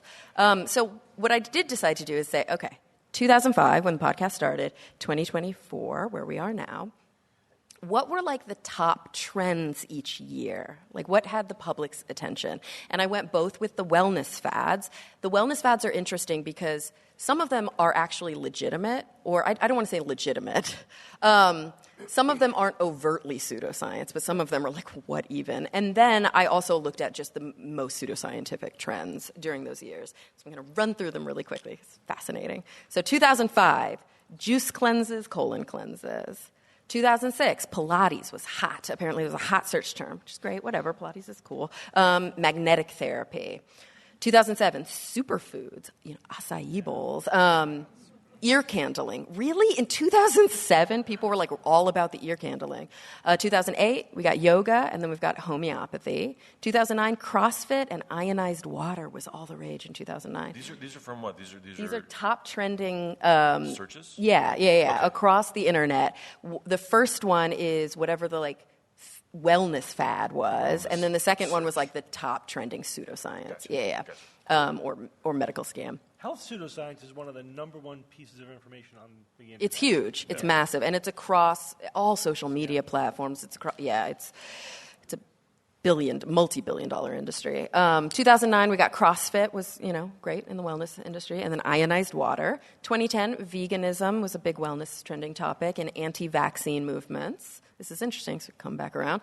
2011, gluten-free diets and the human chorionic gonadotropin drops and injections that were marketed for weight loss. Okay. In 2012, meditation and raspberry ketones were all the rage. It was a miracle fat burner, apparently. 2013, green smoothies and miracle mineral supplement. This is like the top trending. Yeah, bleach. 2014, paleo diet and green coffee bean extract. A lot of weight loss miracles on here. Again, that blame and the shame. Yeah. 2015, wearable fitness trackers. That was a big wellness industry thing. And 2015, for pseudoscience, waist trainers. What year is it? You're talking about the 40s before. Which one? Okay, 2016, bulletproof coffee and alkaline diets. 2017, cryotherapy and essential oil cures. 2018, CBD oil and stem cell therapy scams. There were a lot of news articles about this. 2019, intermittent fasting and the blood type diet. People still buy into that. It's astrology. 2020, home workouts and what do you think? COVID-19 miracle cures, of course. Did you say home workouts? Home workouts, yeah. That was like the biggest wellness trend of the... It was lockdown. Yeah, but what's wrong with home workouts? Nothing. I was like, this is the biggest wellness trend. Oh, okay, yeah. I'm sorry. So with the wellness trends, it's interesting how many of them are pseudoscience. There's been like 3 so far that were okay, I think. Yeah. Wearable fitness trackers, home workouts, some yoga, some Pilates, bit of meditation, maybe. Exercise and snake oil. Basically. Yeah, exactly. 2021, immune-boosting supplements and anti-5G radiation devices. Yep. 2022. See the signals coming in from the government, and we got to make sure that it's in the chip in the vaccine. I don't know. It's all getting mixed up now. Politics. 2022, biggest wellness trend, mental health apps. Makes sense, right? Post-COVID or still COVID. 2022, NAD supplements. 2023, hormone balancing diets and ozone therapy, also deadly.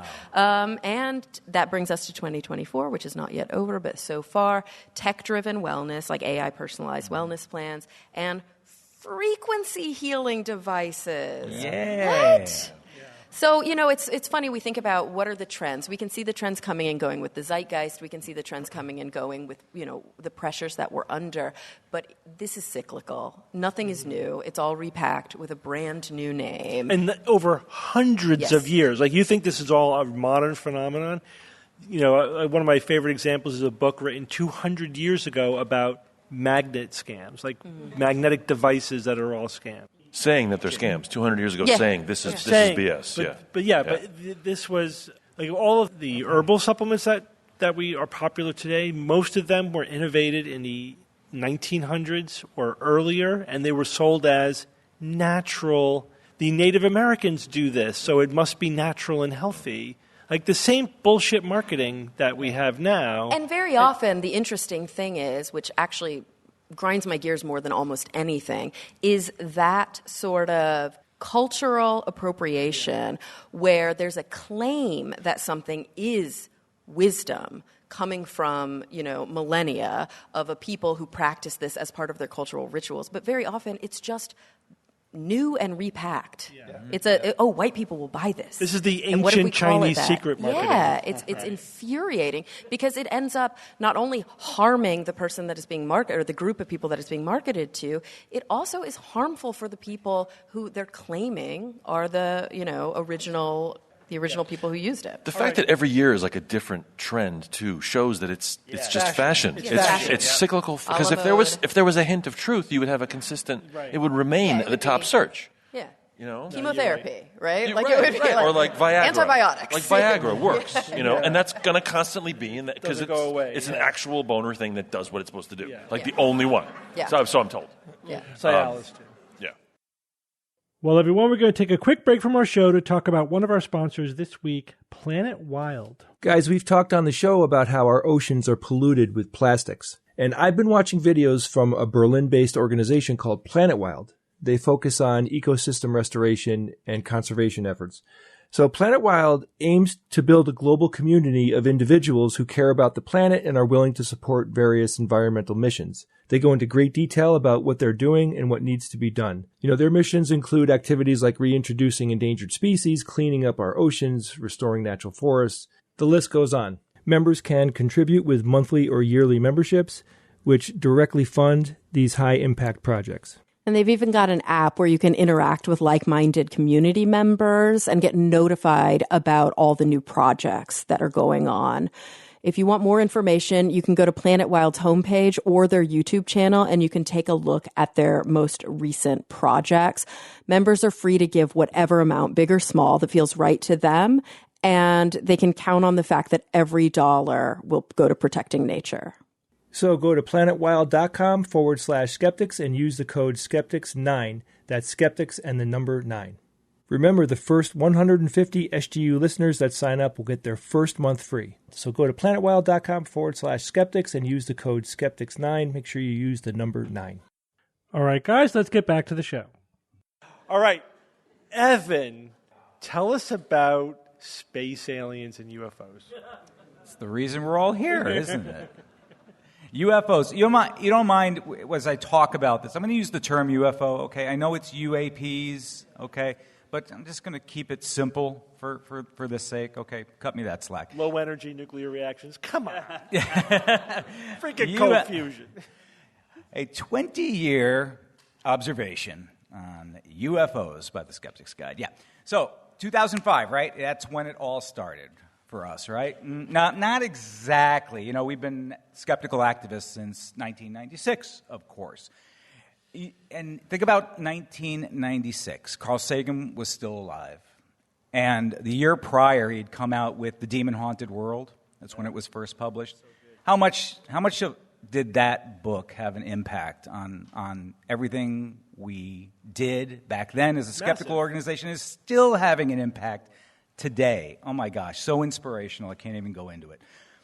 And among the many topics in that book, and he covers a lot of things, but he tells stories about UFOs and extraterrestrials. And he does this not just because it kind of overlaps with his area of expertise, being a planetary scientist or planetary astronomer. He did so because the entire story of the modern UFO phenomenon, it makes for excellent examples about how people can differentiate science from pseudoscience and how people can think more critically and really become good skeptics.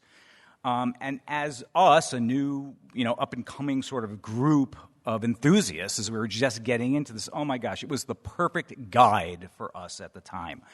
I've found that over the years, because we've covered this a lot, you take on a topic like UFOs, and what is really going on here? Yeah, you can break down the facts and the details of what's being told, what's being reported, right? What did somebody actually see? What was the photographic evidence? But what it really, I think, boils down to is becomes a measure of how the media, in a very broad way, treats the topic of UFOs. And that's kind of what we're all subjected to, everybody. It's been established for a very long time, before 2005, that the body of evidence, scientific evidence, hard evidence, that our planet is being visited by extraterrestrials is zero. Absolutely zero. There is nothing tangible. There is no technology that we've discovered. There's no DNA, right? There is no physical evidence whatsoever. And when what you do have instead in this entire phenomenon is an abundance of anecdotes, of stories, of retelling, secondhand, third-hand accounts, arguments from authority of all kinds, accompanied by some other things, blurry photographs, garbled audio recordings, and outright fake movies, both on video and film. That is the body of evidence that they present to you. And for the prior 60 years now, this is dating back now to the 1940s, that's the state of the evidence. And the scientific evidence does not amount to anything, not even a single atom.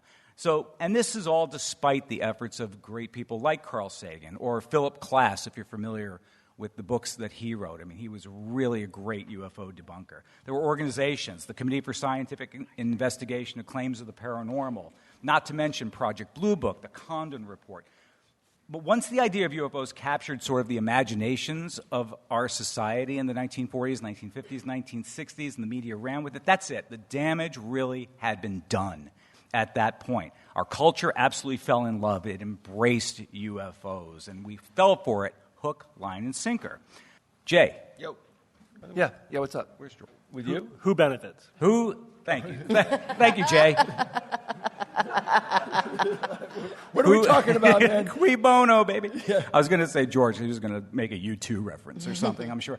Who benefits from this phenomenon? I think it boils down to, in a sense, the media. And I don't just mean the news media that we have. It's a lot of different things. It's authors of books. It's producers of movies and television shows. It's the Art Bells of the radio world as well, certainly, which is something I listened to in my youth as well.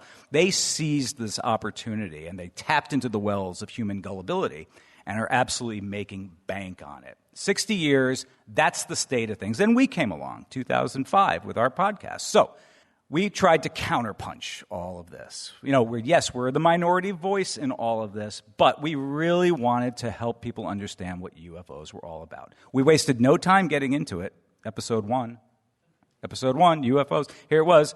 Reverse engineering of extraterrestrial UFO flight patterns. Fast, completely erratic, and unpredictable with gaps in motion. So they were analyzing the apparent patterns of UFO flights, using information to speculate about the physics behind it. How could it really possibly be happening?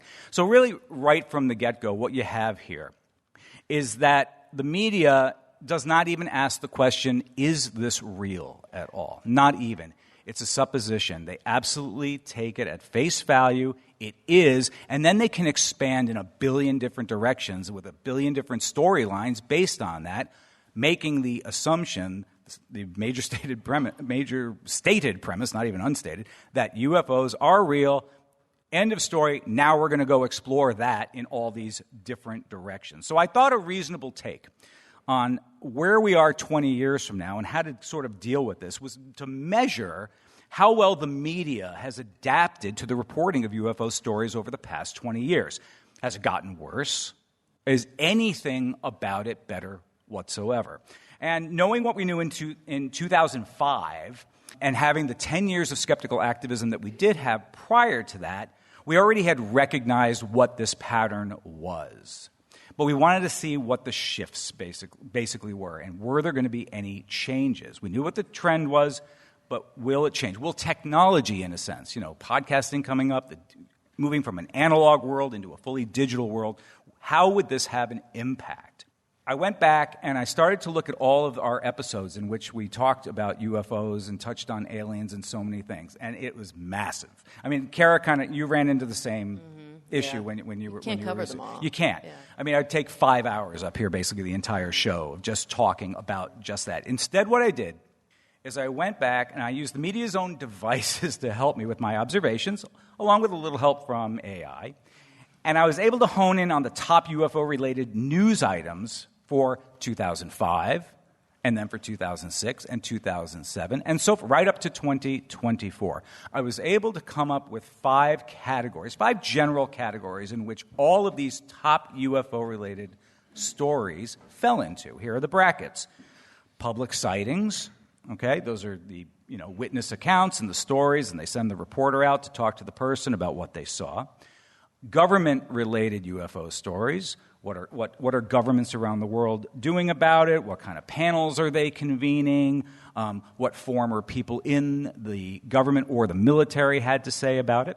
The third category is pop culture, and this is where reporting was centered around the latest television show or the latest movie that came out or some other pop culture reference or other industries of popular culture that have touched on this.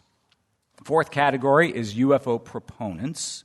The MUFON organization, among some other celebrities who have also gone along and become pro-UFO enthusiasts and are kind of backing those efforts. And finally, the fifth category, science and skepticism. How many of these news articles took a primarily scientific or skeptical approach to them? And I'm going to break it down for you as percentages, okay, out of 100%. Public sightings was the most common. 40% of the stories over that time, over that 20-year period, had to do with the public sightings. Right on its tail is government-related at 36%. So right there, that's 3/4 of them. The rest of it breaks down like this. Pop culture was 8%. UFO proponents, 12%. And that leaves science and skeptics 4%. 4%. That is about it. Now, how does that have an impact on things and the way that we perceive things? Well, unfortunately, it doesn't seem to be too good. I found a couple of different polls that express this. One was a Gallup poll in which they took, say, in 2019, in which they asked people, have these UFO reports been alien? Do you think they're alien spacecraft? Or are they explained by normal human natural phenomenon that can be explained? So the change between 2019 and 2021 was a differential of 10-point swing to the direction that these are aliens and alien spacecraft. So absolutely going in the wrong direction. And I'm sure there are a lot of reasons that we could delve into as to why that is the case.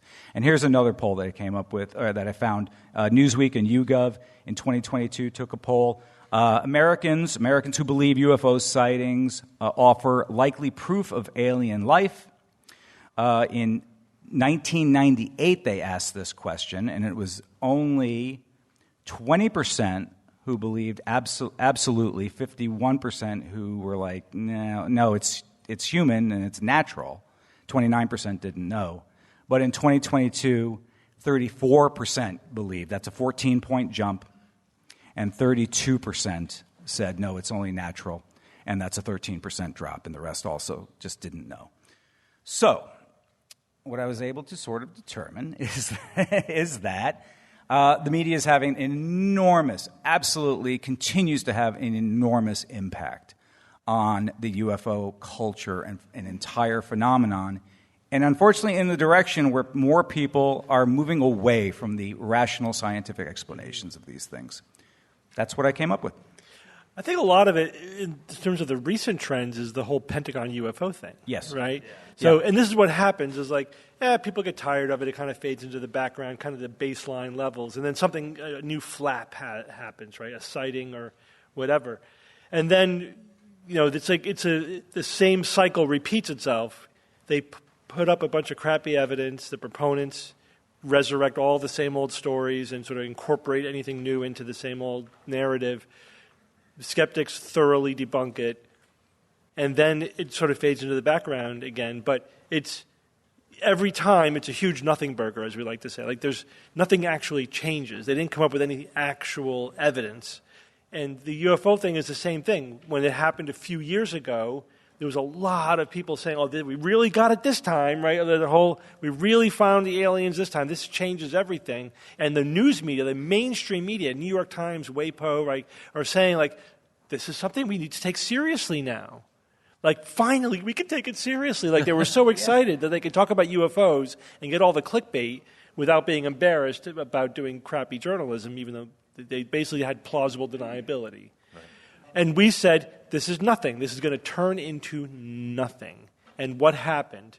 The Pentagon did their analysis, came out with a report, and they said it's nothing. They said there's no evidence of aliens. That's the bottom line. As soon as any of these types of things start changing their names, like as soon as it changes, it realizes that UFOs are silly. Yeah. You cross over into what your image is here of the big gray. Oh, it's kind of so we have to change the brand. And whenever there's a brand change, you just know it's more of the same horseshit. And even like with the cold fusion thing, we can't call it cold fusion because everybody knows that doesn't work. Yeah. So we're going to rebrand it.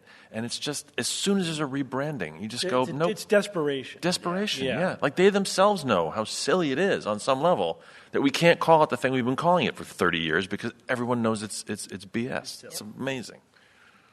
All right. It's time for Science or Fiction.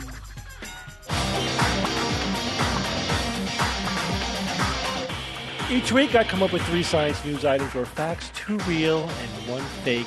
And then I challenge my panel of expert skeptics to tell me which one is the fake. And then during live shows, we get to poll the audience too. George will do his 1 clap thing. Okay, there's a theme this week. Does anybody want to guess the theme? Chicago. Elections. Politics. Pizza. Richard Wiseman. Chicago. Number 1,000. The number 1,000 is the theme. Good job, Jay. Number 1,000. Here we go. Item number 1. There are roughly 1,000 stars within 45 light years of Earth. Item number 2. A recent census of a 430 square meter urban property in Brisbane, Australia, found over 1,000 macroscopic species. Basically, in one property, 1 yard with a house, 1,000 macroscopic species. And number 3, in 2021, the median household income in the world was just over $1,000. Okay. Per year. Oh. Per year. I thought you said here. I was like, No, what? in the world per year. Let's start at the Evan end of the table. Evan. Okay, 1,000 stars within 45 light years of Earth. That seems high at first thought. You think of what the closest star besides our own is 4.3 light years away. That's the closest. That's number 1. To find number 2, you go out a little bit further than that. Count through 1,000 stars. Number 917. Well, I'm just trying. I mean, those guys. There's definitely a life there. Well, I'm trying to establish a pattern, if there is a pattern to be established here. I think it's Bernard star. That's 6 light years. So that would, if that played out equally, that would be 1,000. To get to 1,000 stars, you would need 45. Yeah, actually, that would work out, right? 4.3 light years. Yeah. So the math works on that one. I think. Really? Yeah. And so I have a feeling that one's going to be science. The second one. This property in Brisbane, Australia, 1,000 macroscopic species. Macroscopic. That's also a lot. That seems like too many. Right? Because wouldn't some of these things be eating each other, and therefore you wouldn't find them? Unless we're talking about like the remains of some. We're not talking about the remains. Are we talking about live things, Steve? These things are all alive? These 1,000 macroscopic species are all alive at the same time. Living things at the same time. Yes. In a square that's 430 meters by 430 meters. No. 430 square meters, so it's like 10 by 43, right? How many square feet is that? I don't know. That seems high. The last one, I have no idea. The median household in the world. I mean, my gosh. There are some places in which just the poverty is beyond even your wildest thoughts. It's so low. So to say it's just over 1,000, I have a feeling, sadly, that one's going to turn out to be true. I will say the macroscopic species one is the fiction. Okay, Bob. Something's rubbing me wrong about the stars. I know there's how many stars are visible at night? Is it 3,000, 4,000, 5,000? But not much more than that. And those stars are very, relatively close to our sun. I mean, almost everything you see out there is, if this is the galaxy and we're right here, the stars you're seeing are like a tiny little dot. But that dot, I think, is a lot bigger than 45 light years. So I'm probably wrong with this, but I'm just going to go with my gut and say that that's not quite right. I'll say number one, the stars visible. It's fiction. Okay, Jay. All right, so I've learned lots of things from doing this show, and one of them is that life is teeming in Australia, and that there's tons of bugs, and these got to be bugs. So that one is science. Unfortunately, a lot of people in the United States, going on to the third one here, there's a lot of people who don't even have any income. So I think that one is science. I'm going to go with Bob and say that number one is about the stars. That one is fiction. Okay, Kara. So this is tough because I'm trying to use Steve's psychology here. Fool's errand. Yeah, usually the rule is an order of magnitude, right? It's a guideline more than a rule. It's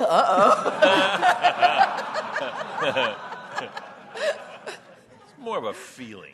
The plot thickens. Okay, well, because my reasoning was, is it 10 is it 100 or is it 10,000, right? And which of those seem more reasonable to go in one direction or the other? I think the median income across the globe is not 10,000 USD. I think that's too high, and I think 100 is too low. So I'm going to cross that one off. I think he's stressing out right now. So then the question is, Kara, please. Steve just had a tell. Steve just did a rare tell. The audience picked up on it. I didn't see it. I think that, so now it's the stars versus the species. I think the species, I have more confidence in my knowledge about something like this. The stars, I'm not confident in at all. Two people have gone with the stars. That's Bob and Jay. Bob, having led the charge, makes me nervous. No, because if it's an astronomy thing and Bob said, he knows the shit.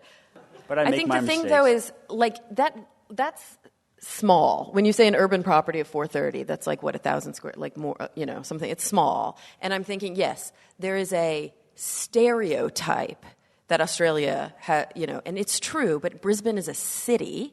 That doesn't mean that there aren't, but 1,000 different bugs there. Yeah, I don't know. That one feels high, although 100 feels low. Might be 500. But I think I'm going to go with Evan on this one, and I'm going to say it's not the insects. The species. All right, George. I was leaning towards the median income one, but you said just over 1,000 as opposed to around 1,000 or 1,000, which makes me feel like it's an actual number of 11, 15 or something like that. But I do agree with Kara about the 1,000 bugs. 1,000 bugs on a 4 football field size. I could see that being. I'm going to go with the median household income. I shouldn't. Ooh, sweet. That is bold.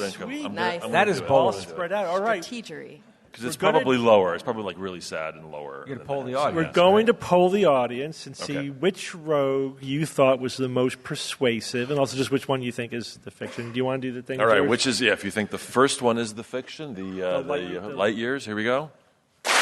Okay, if you think the second one is the fiction, here we go. Pretty close. And if it's the household income is the fiction. So I think, one and 2 were tied. 3 was way behind. Yeah. So it's George and a minority of the audience. Yeah. I think that A very Steve's attractive, looking intelligent minority. Well, they're all minority. So all 3 groups are minorities. But let's start. Let's just take them in order. I know. Ooh. Okay.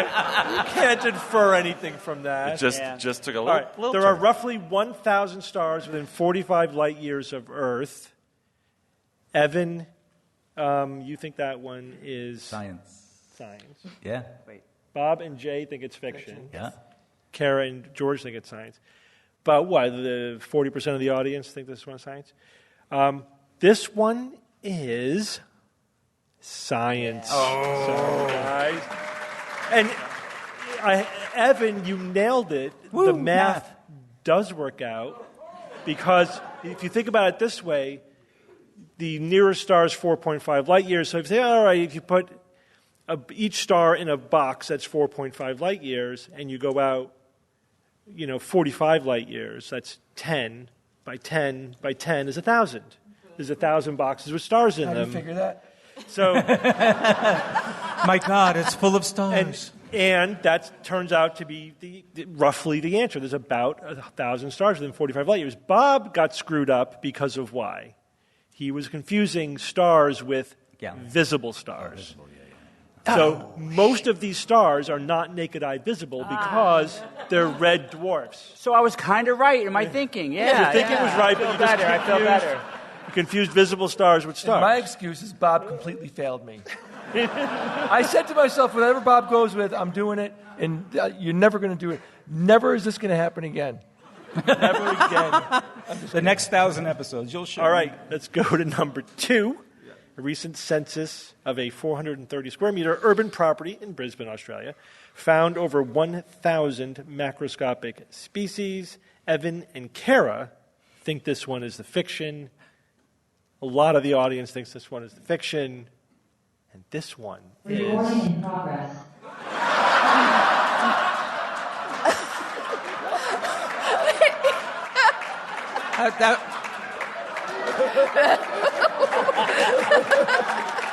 His timing, Steve. Everybody up. Get up. Come on. Ian.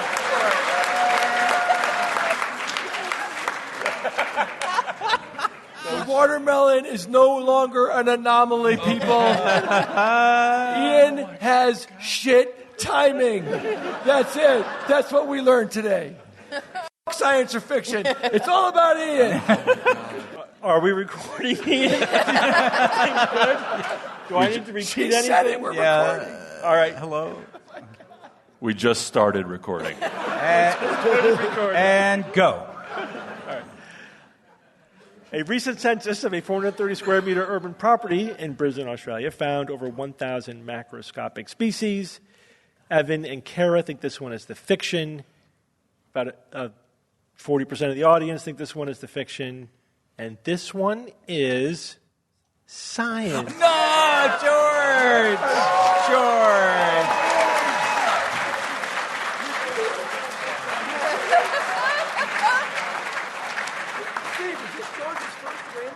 No, it's not his first win. I think it's his first solo win. Oh, Yeah. man, George. Could be Took me first 1,000 shows. It only took 1,000, George. George, you landed. You nailed the landing, man. stuck Good it. job, brother. Oh, my God. So there are 1,000 distinct species in this property in Brisbane, Australia. They're all spiders. Every single one. Wow. No. They're mostly flies. We're freaking talking about Australia. There are lots of bugs. There's some worms. There's a lot of mammals. There's snails and stuff. But yeah, 1,000. It's just a lot more than you think. And this was have stuff. our Australian person in the audience. Did we fool you or no? Because Brizzy isn't a city. Noi, Brizzy's not a city. I love it. Noi. How do you say the word N-O? Noi? I love it. Oh, it's so fucking cool. Nar. Noi. Nar. Well, whatever, in Brisbane. According to the paper, it was urban. Okay. Right? So the researchers felt that Brisbane was urban. You can call that whatever you want. There's All like right. 6 big All right. cities. That's one of them. There's right? a lot more stuff living in the city than you think. Right? It's not, right? Especially the small stuff. But it was stuff they could see with the naked eye. Right? Because you can't count bacteria. How many different species of bacteria do you think are in the average person? Oh, my God. Oh, it's like How many? It's about 1,000. 1,000. Okay, That was about 1,000. It's about, that was an That was the one alternate. you didn't use. Yeah. Science. All right. This means that in 2021, the median household income in the world was just over $1,000 per year, is the fiction. So congratulations, George. Is it lower? Well, I hope Is it it's lower? better than that. But it's not an order of magnitude lower. You think it's lower? I think lower? yeah. Lower or higher? I hope it's higher. It's about $10,000. Oh, it is $10,000. Well, Kara. It's about 9,000 and something. It's Wow. almost 10,000. Yeah. Wow. And to think that when the people clapped with George, and I'm sitting here going, they're idiots. I think people would be give the pessimistic thing. Say, I went very You could look at, pessimistic. there are charts that have like every country and their median income. And it starts in the like 40, 50,000 range for the Western industrialized, wealthy nations. And then it goes down from there, and there are a lot in the several thousand, 10,000 range and several thousand. Some are below 1,000 in the several $100s.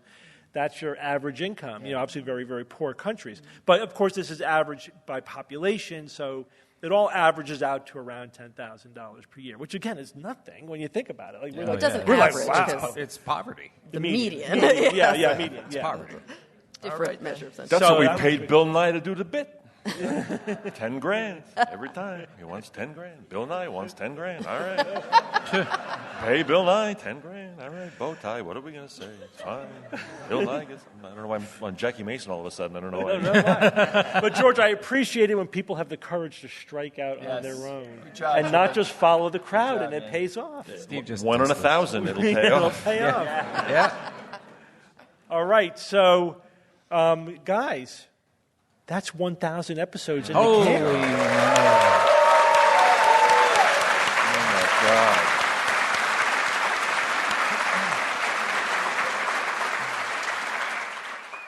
All right, Evan, you must have chosen an awesome quote to close out our 11th, I'd like to think 1,000th so. episode.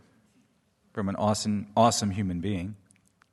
At the heart of science is an essential balance between two seemingly contradictory attitudes: an openness to new ideas, no matter how bizarre or counterintuitive they may be, and the most ruthless skeptical scrutiny of all ideas, old and new.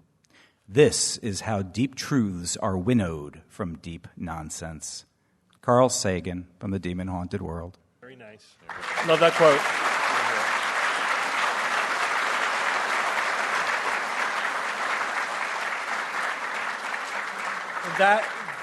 That essence right there, that was Carl Sagan, right? That two worlds living together, the excitement over the new possibilities married to ruthless skepticism.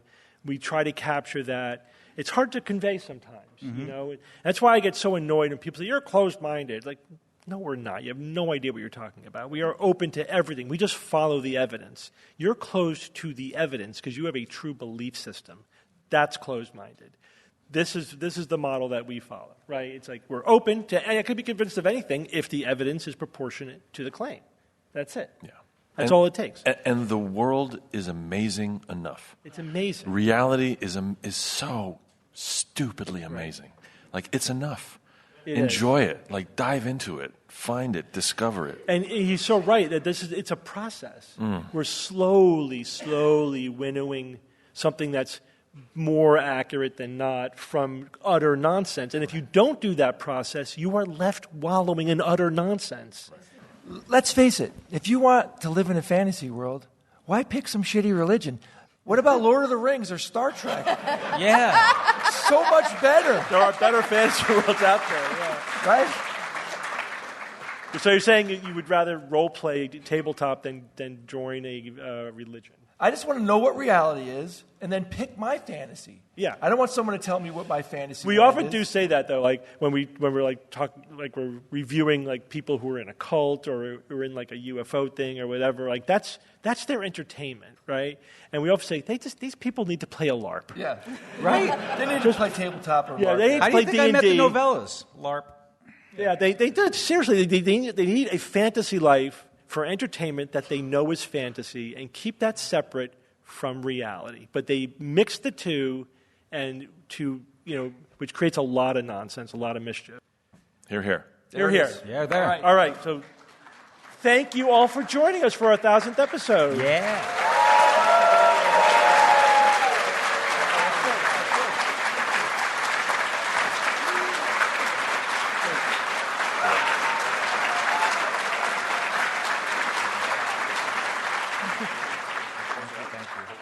And until next week, this is your Skeptic's Guide to the Universe.